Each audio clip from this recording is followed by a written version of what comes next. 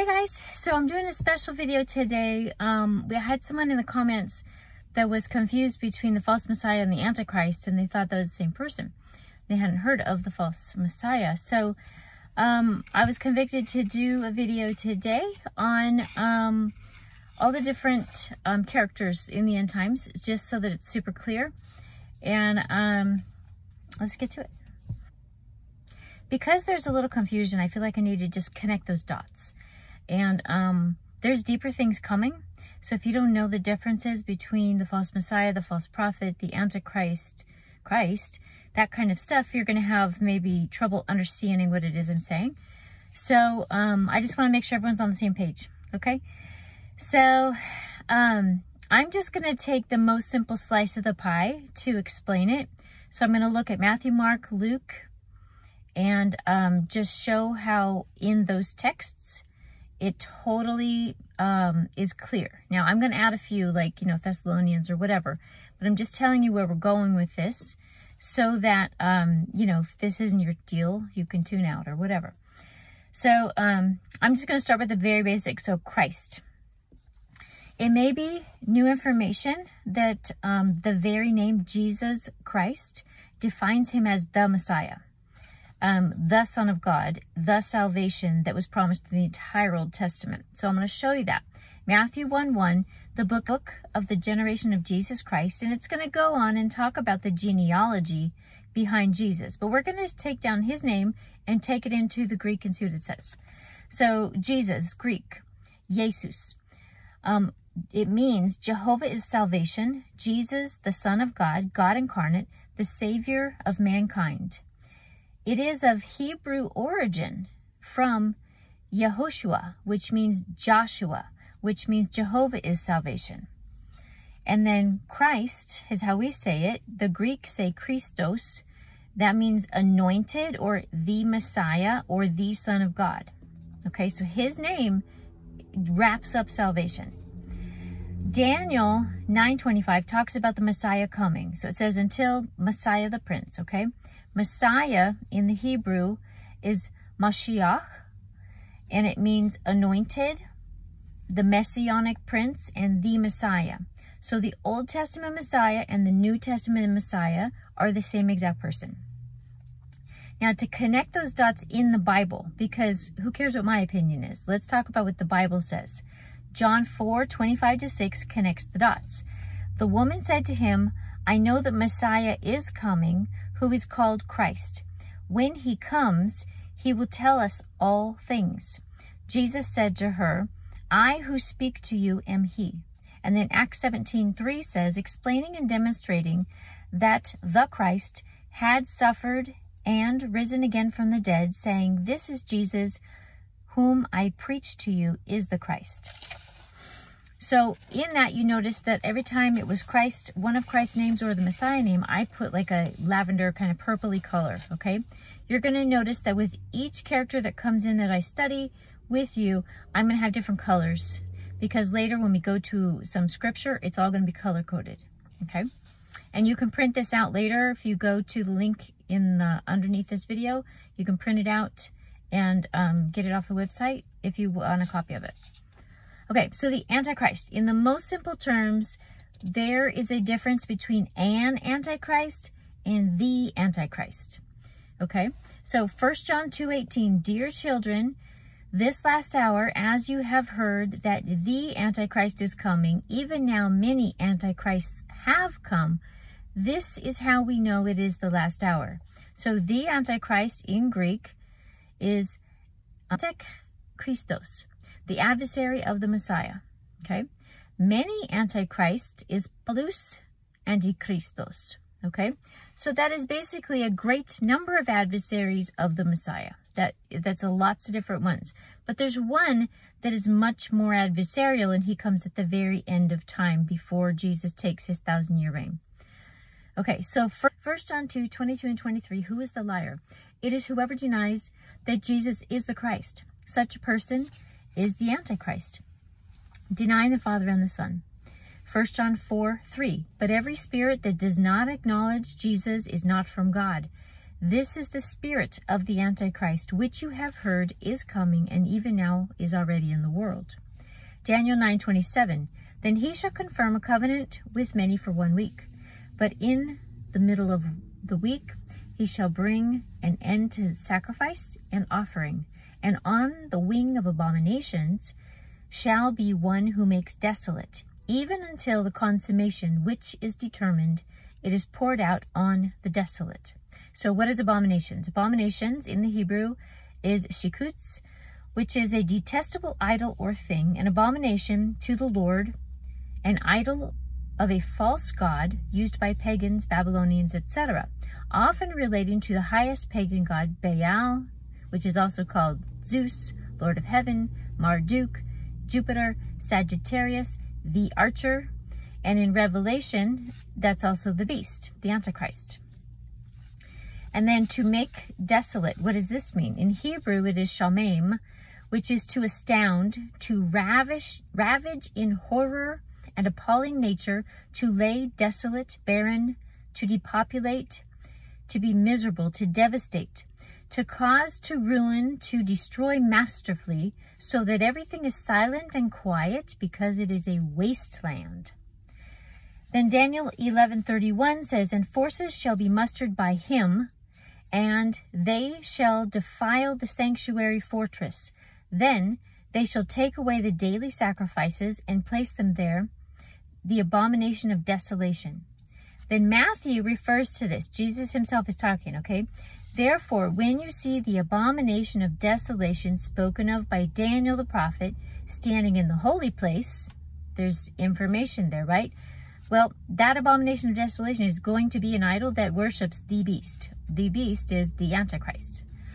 Daniel 11:37, he shall regard neither the God of his fathers, nor the desire of women, or any god, for he shall exalt himself above all. The God, Elohim, is the true God. Okay, so he's going to say, oh, I am the true God. That's basically what he's going to say. 2 Thessalonians 2:3-4, let no one deceive you by any means, for that day will not come unless the falling away comes first. And the man of sin is revealed, the son of perdition, who opposes and exalts himself above all that is called God or that is worshipped, so that he sits as God in the temple of God, showing himself that he is God. So the man of sin, sin is a hamarita, to miss the mark, to wander from the law of God, to violate God's law, sin, an offense of divine law in thought or act. Perdition, apolia, a destruction which consists of eternal misery in hell, the utter destruction of vessels of money or land. So basically, he's being called the son of the eternal misery of hell. Okay? Then it says in 2 Thessalonians 2:8-18, and then the lawless one will be revealed, whom the Lord will consume with the breath of his mouth and destroy with the brightness of his coming. The coming of the lawless one is according to the work of Satan, with all powers and signs and lying wonders, with all unrighteous deception among those who perish, because they did not receive the love of the truth, that they might be saved.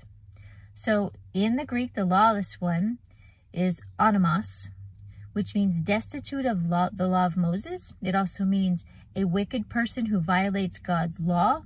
It means a violator of law, used often of Gentiles, unlawful or wicked people. Then Revelation talks about him and says, and I saw one of his heads as if it had been mortally wounded, and his deadly wound was healed.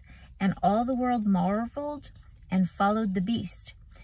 Revelation 13:8 says, all who dwell on the earth will worship him, whose names have not been written in the book of life of the Lamb, slain from the foundation of the world.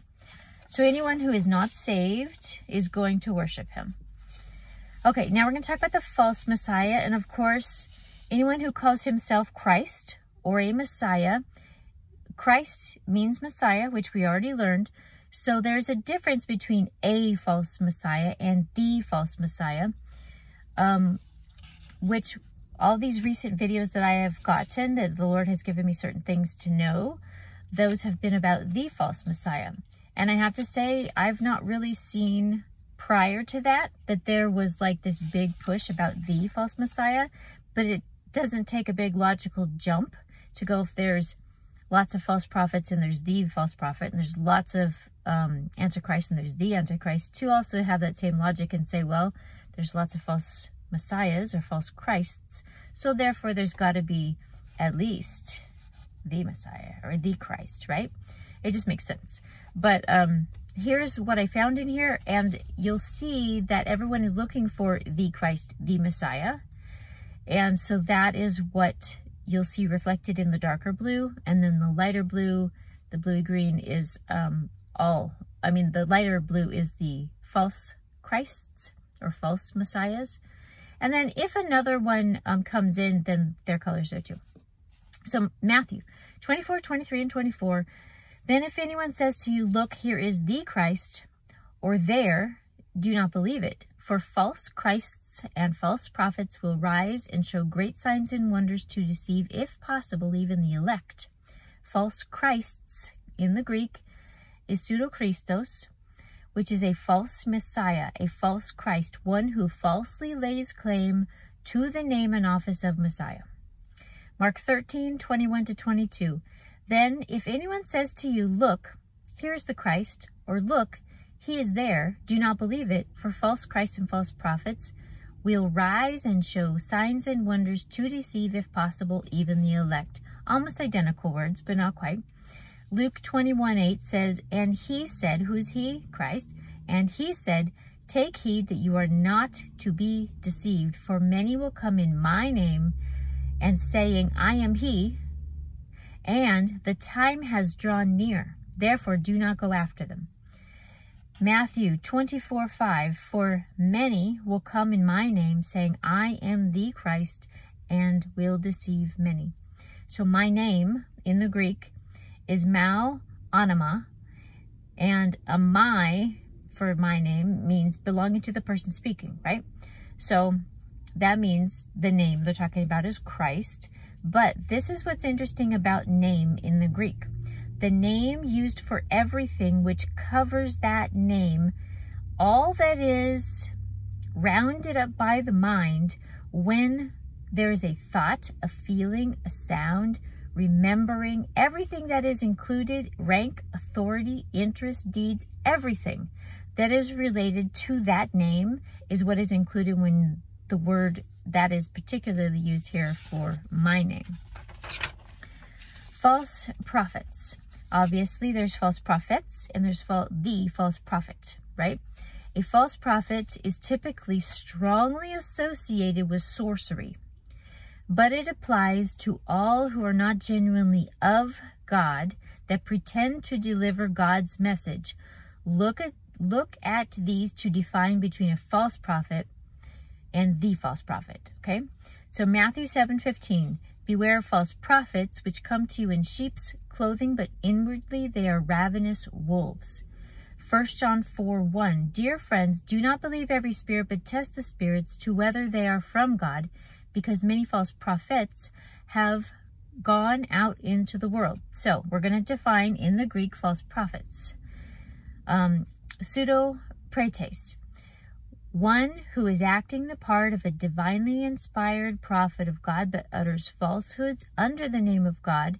A false prophet, a religious impostor that pretends to foretell the truth. Acts 13:6 and 8. And when they had gone through the Isle of Paphos, they found a certain sorcerer and false prophet and a Jew whose name was Bar Jesus. And then the next verse on 8, if you skip 7, it goes, but Elymas, the sorcerer, for so his name is by interpretation, withstood them, seeking to turn them away, to turn the deputy away from the faith. His purpose of being a false prophet was to draw people away. That's the entire reason a false prophet exists, okay? So if you look at that, and he has two names. He has Bar Jesus and he has Elymas.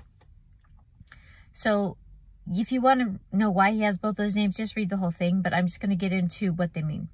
Sorcerer.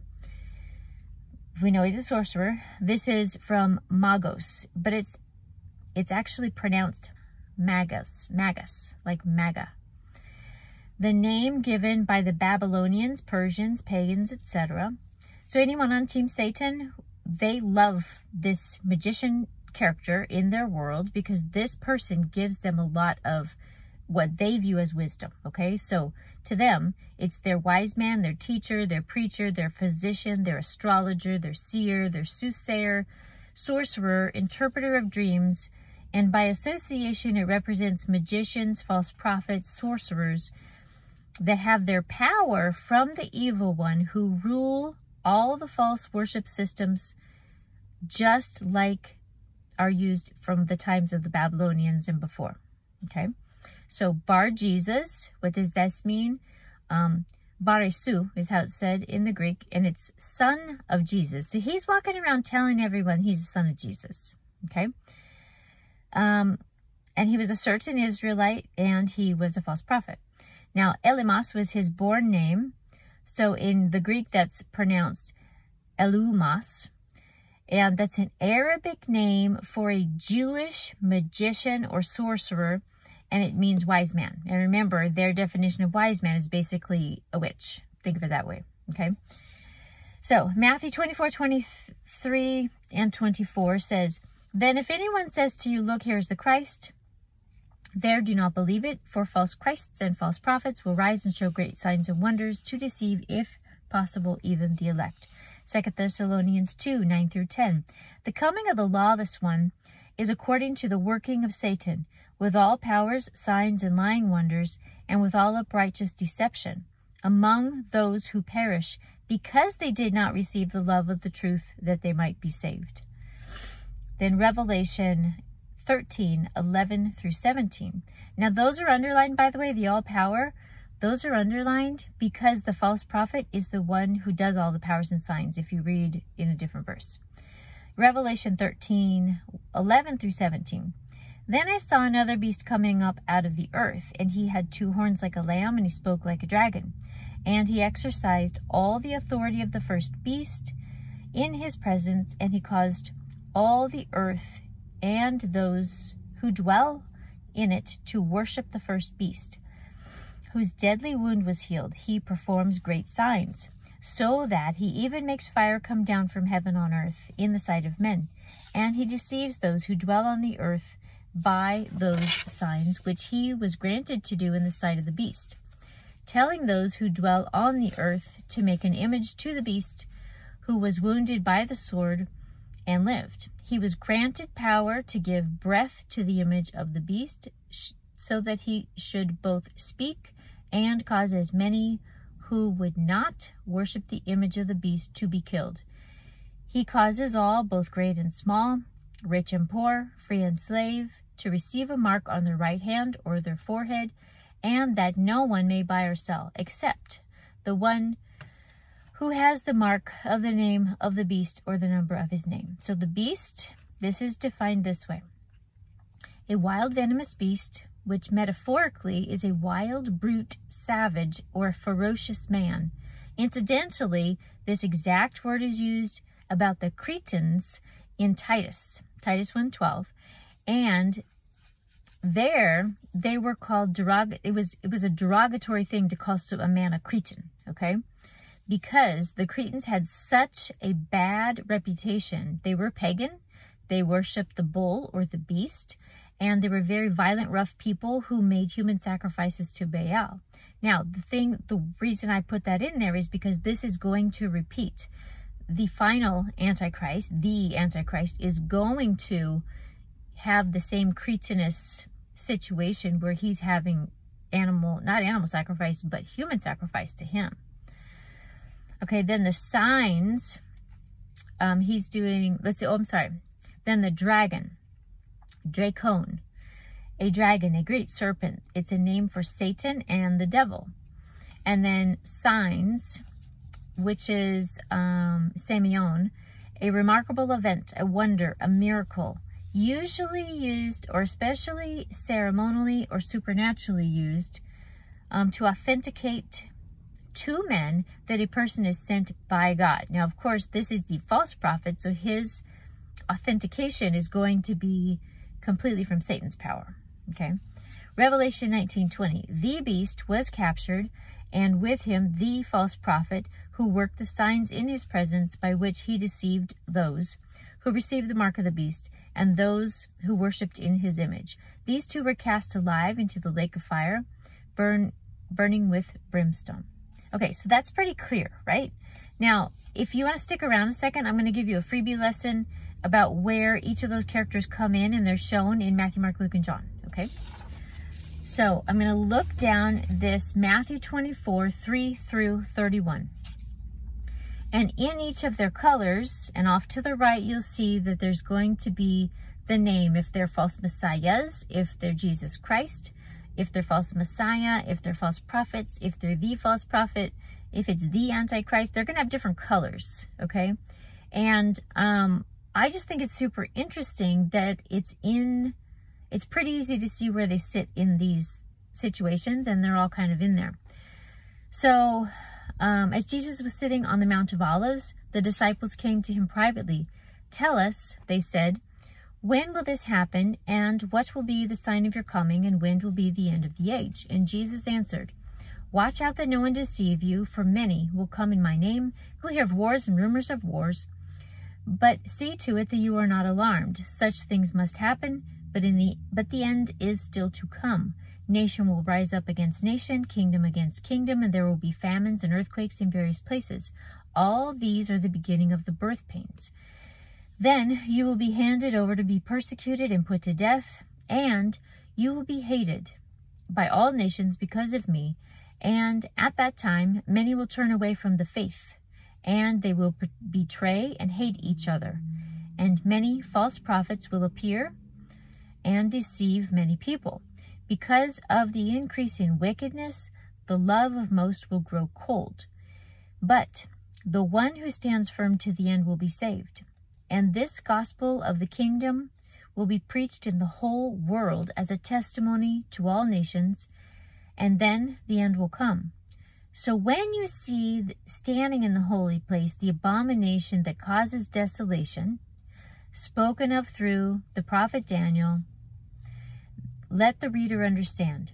Then let those who are in Judea flee to the mountains. Let no one on the housetops go down and take anything out of the house. Let no one in the field go back to get their cloak. How dreadful it would be in those days for pregnant women and nursing mothers. Pray that your flight will not take place in winter or Sabbath, for then there will be great distress, unequaled from the beginning of the world until now, and it will never be equaled again, if those days had not been cut short, and no one would survive. But for the sake of the elect, the days will be shortened. At that time, if anyone says, 'Look, here's the Messiah,' or 'There he is,' do not believe it. For the false messiahs and false prophets will appear and perform great signs and wonders to deceive, if possible, even the elect. See, I have told you ahead of time. So if anyone tells you, 'There he is,' out in the wilderness, do not go out. Or 'Here he is in the inner rooms,' do not believe it. For as lightning that comes from the east to the west is visible, even in the west, so will be the coming of the Son of Man. Wherever there is a carcass, the vultures will gather.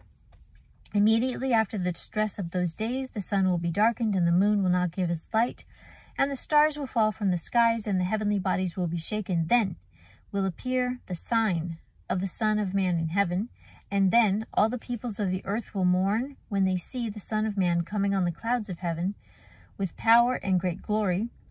And when he will send his angels out with a loud trumpet call, they will gather his elect from the four winds and from one end of the heavens to the other."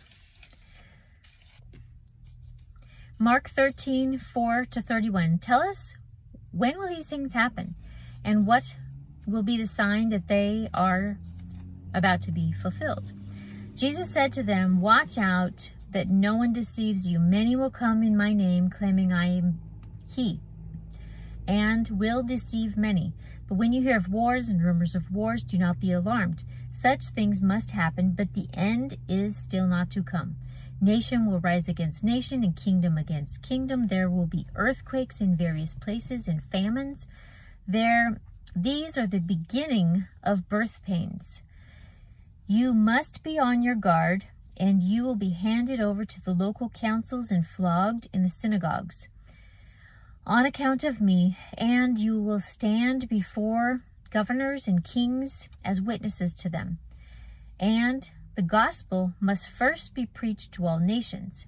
Whenever you are arrested and brought to trial, do not worry beforehand about what to say. Just say whatever is given to you at that time. For it is not you speaking, but the Holy Spirit. Brother will betray brother to death, and father his child. Children will rebel against their parents and have them put to death. Everyone will hate you because of me, but the one who stands firm to the end will be saved. When you see the abomination that causes desolation standing where it does not belong, let the reader understand. Then those who are in Judea flee to the mountains. Let no one on the housetop go down or enter the house to take anything out. Let no one go into the field to go back and get their cloak. How dreadful it will be in those days for pregnant women and nursing mothers. Pray that this will not take place in winter, because those will be days of distress unequaled from the beginning. And God created the world from the beginning when God created the world until now, and never to be equaled again. If the Lord had not cut short these days, no one would survive. But for the sake of the elect, whom he has chosen, he has shortened them. At that time, if anyone says to you, "Look, here is Messiah," or "Look, there he is," do not believe it, for false messiahs and false prophets will appear and perform signs and wonders to deceive, if possible, even the elect. So be on your guard. I have told you everything ahead of time, but in those days following that distress, the sun will be darkened, and the moon will not give its light, and the stars will fall from the sky, and the heavenly bodies will be shaken. And at that time people will see the Son of Man coming in the clouds with great power and glory. And he will send his angels and gather his elect from the four winds, from the ends of the earth to the ends of the heavens. Now, learn this lesson from the fig tree. As soon as the twigs get tender and its leaves come out, you know summer is near. And even so, when you see these things happening, you know it is near, right at the door. Truly I tell you, this generation will certainly not pass away until all these things have happened. Heaven and earth will pass away, but my words will never pass away. And then Luke 21, 7 through 36. Teacher, they asked, when will these things happen? And what will be the sign that they are about to take place? And he replied, watch out that you are not deceived, for many will come in my name, claiming I am he. The time is near. For many will come in my name, claiming I am he, and the time is near. Do not follow them. When you hear of wars and uprisings, do not be frightened. These things must happen first, but the end will not come right away. Then he said to them, nation will rise against nation and kingdom against kingdom, and there will be great earthquakes and famines and pestilences in various places, and fearful events and great signs from heaven. But before all this, they will seize you and persecute you.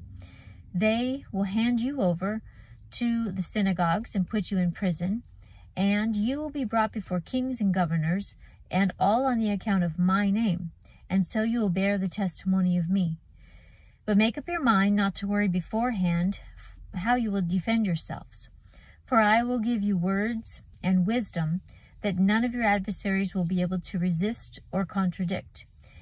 You will be betrayed even by parents, brothers and sisters, relatives and friends, and they will put some of you to death. Everyone will hate you because of me.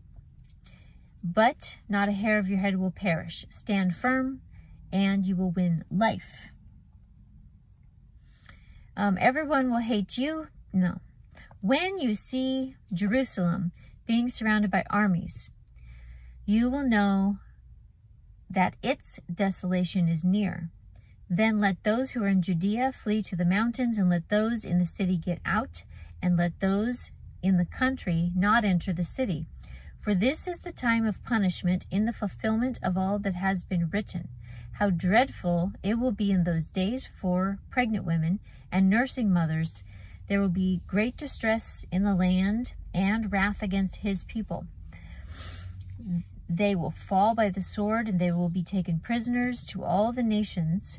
Jerusalem will be trampled upon by the Gentiles, and until the times of the Gentiles are fulfilled. There will be signs in the sun and the moon and the stars, and on the earth. Nations will be in anguish and perplexity at the roaring and the tossing of the sea.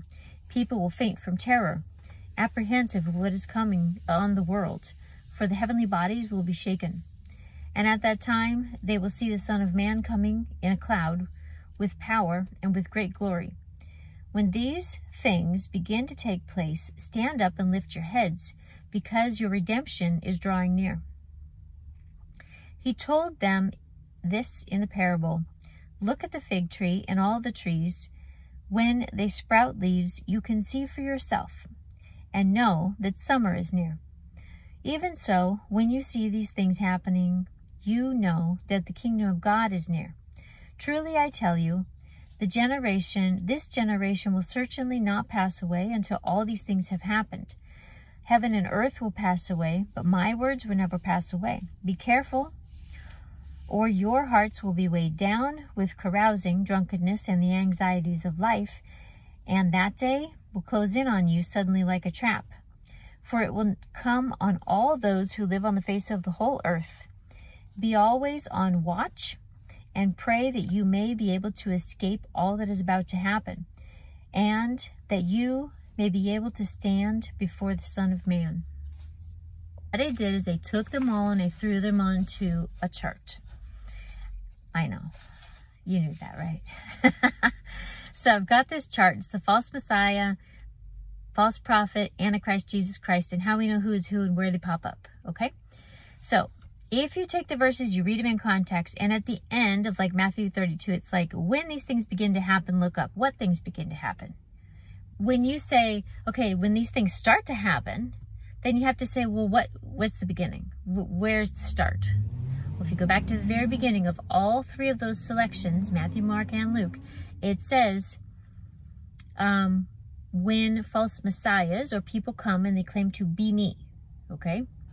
And one of them even says, I am the Messiah. Well, I think that's who we're looking at. We're looking, the person who's going to arise probably next, it's going to be a big deal, is going to say, I am the Messiah, okay? Now, so that makes that statement at the end of when this happens, look up. That makes that your pregame, okay? Pregame, be on the watch and pray that you might be able to escape what is going to happen. That's what it says. Then there's a kickoff event. That's the false Messiah. Someone's going to claim to be Christ. The elect, for the elect, what's going to happen afterwards is going to be cut short. At that time, if anyone says, look, here's the Messiah, don't go, right? That's like, I just got those words the other day that said, don't even speak his name. Don't go anywhere. Don't look at it. Don't talk about it, right? The next big event, kickoff event, false Messiah. Then with the next big event is wars. Wars, rumors of wars. Then that's going to go into what's going to happen after war. There's going to be famine, pestilence, fearful events. Many are handed over for persecution. Many fall from the faith. Be on your guard, because people are going to turn you over to councils. But not one hair on your head will perish. Now some, it says, will be put to death, okay, and hated. But there's two different concepts going on there. I think the majority of the people are going to be safe. There's going to be some that are taken, their lives are taken, but it seems to me that happens after the rapture. You stand firm, preach the gospel to all nations, okay? Then the next big event is the false prophet and the Antichrist phase. So it says the false prophets do great signs. They increase in wickedness. Many people are hateful. They stand firm to the end. The gospel is preached. Jerusalem is surrounded by armies. People flee Judea because Jacob's trouble is about to start, and that will last 3.5 years. Now, we do know that when the Antichrist takes over, that's a 3.5-year period. So the abomination of desolation will happen, the mark of the beast, and anyone that dies after the 1,335th day, they will be blessed. Great signs from heaven, people faint from terror because of those signs. Nations are in anguish and perplexity because of the roaring of the sea. Then what happens? Boom. Next event, second coming of Christ. This is not the rapture. This is the second coming of Christ, where he comes to kick some honey buns, okay? Then immediately after the distress of those days, the sun and the moon grow dark, and the stars are shaken and fall from the sky. At that time, Jesus' second coming with power and glory happens, as lightning comes from the east and is visible even to the west. So will be the coming of Christ. Angels will have a loud trumpet.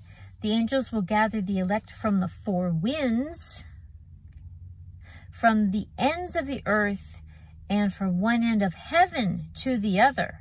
We're talking 3 different locations. Some people are obviously located in heaven. I don't know if they're training or if they're resting or whatever they're doing. Some people are on the 4 winds, okay? So they're off doing missions, and then there's some people who are at the ends of the earth, okay? So this is very telling.